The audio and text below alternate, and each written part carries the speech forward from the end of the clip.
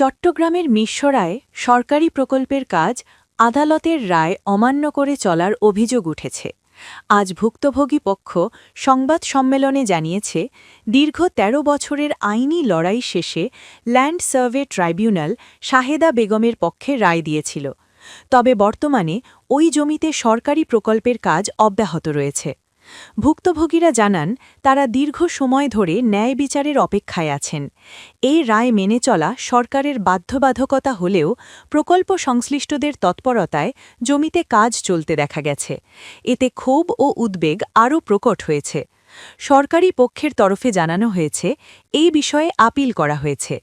মিরসরায় সহকারী কমিশনার ভূমি আলাউদ্দিন কাদের জানান, সরকারের উদ্দেশ্য হল আইনানুগভাবে কার্যক্রম পরিচালনা করা, তবে রায়ের পূর্ণ বাস্তবায়ন নিশ্চিত করতে সংশ্লিষ্টদের সঙ্গে সমন্বয় প্রয়োজন। ক্ষতিগ্রস্তরা দ্রুত রায় বাস্তবায়নের দাবি জানিয়েছেন।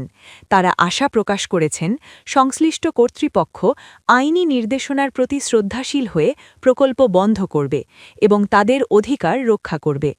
স্থানীয়রা মনে করেন, দীর্ঘদিনের আইনি লড়াইয়ের পরও রায় বাস্তবায়নে বিলম্ব সমাজের ন্যায় বিচারের প্রতি আস্থা ক্ষুণ্ণ করছে। তাই দ্রুত পদক্ষেপ নেওয়া জরুরি।